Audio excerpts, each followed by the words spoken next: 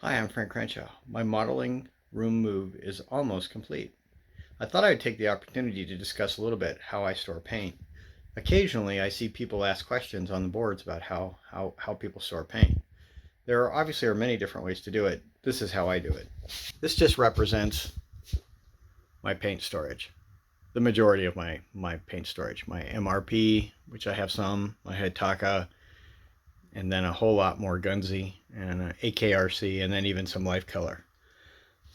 Now, I've been storing paint like this for probably 20, 25 years, and it's really simple in thought, and it's just a piece of pegboard with supports holding up angle angle metal that is bolted together, and that's what you see here.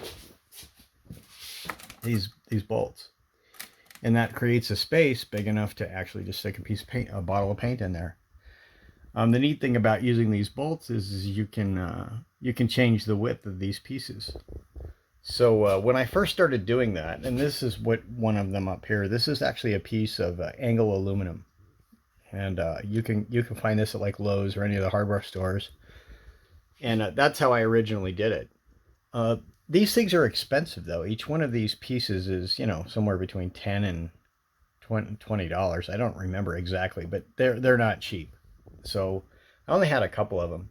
But one of the things that happened during this build of this room, which I will show later, is I built a wall. And in the process of building the wall, I had to finish the wall, and that caused me to have to use corner bead.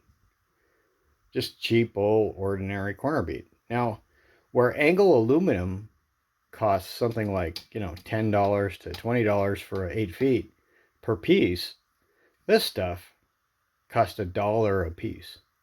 And it dawned on me as I was putting this quarter bead up on my wall, it dawned on me that was a lot cheaper.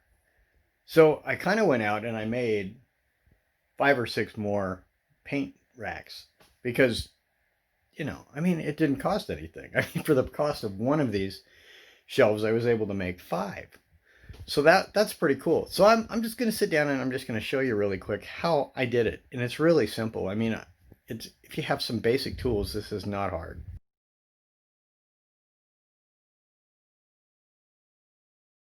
In addition to the angle aluminum or corner bead, you'll need the following. You'll need 2 washers for each bolt that you use to support the shelf. Um, each shelf typically requires 2 bolts if it's shorter than 4 feet. If it's longer than 4 feet, possibly 3. One in the middle and one on each end. Now, each one of these bolts will use 3 nuts. So you will need a bag of extra nuts. But in this case, I'm using number 10 machine screws and nuts. You'll also need some clamps to hold the angle aluminum together while you drill. Obviously some sort of drill. In this case, I'm just using my electric drill. And the bit that I'm going to use to drill out the hole is the 13/64.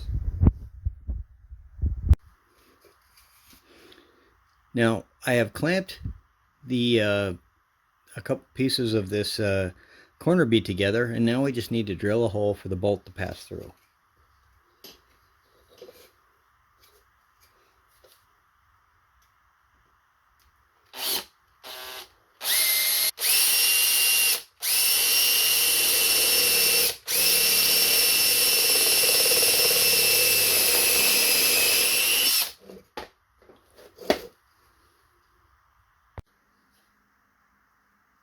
Once the corner bead has been cut to the correct length and holes have been drilled for the supports, you just need to add the machine screws, and it's pretty much done.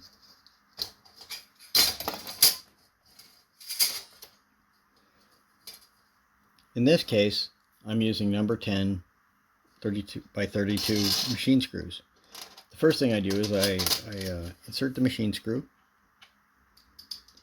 I add a washer for support, and then a nut to secure that.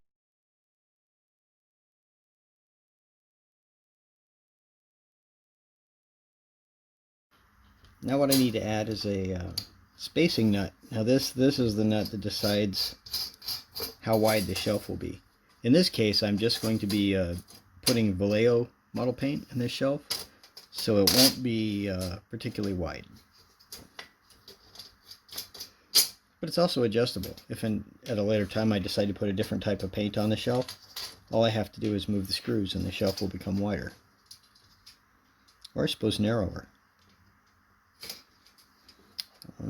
The securing nut, I just finger tighten.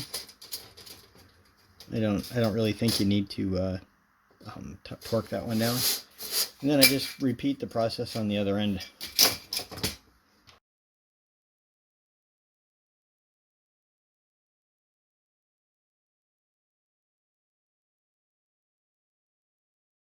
And there you have it, our basic shelf. Now, one thing to keep in mind is you typically want these bolt heads on the same side,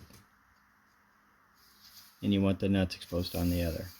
And the reason you want to do that is when the shelf's in place, you want to be able to adjust the length of the shelf. Well, you just have to finger loosen this, and then that changes the width of the shelf. And it's really easy to do that if these are facing out. So now that we have the shelf made, we just need to put it on the pegboard. One of the reasons I really like pegboard is it's so changeable, so modifiable. All we have to do is put these pegs, these 2-inch peg or 3-inch pegs, somewhere on this pegboard. And so we're just going to start a nice little shelf system. And we'll just put a line of pegs in.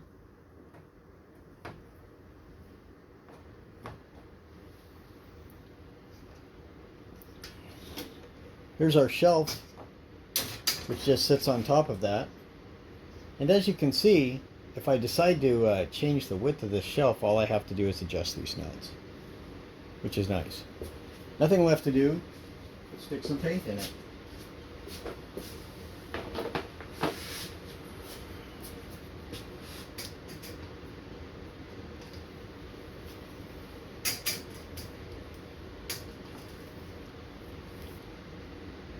Alright, so I hope you found that useful. Nothing magical or particularly exciting about that, but it does give you a way that you can build your own paint racks.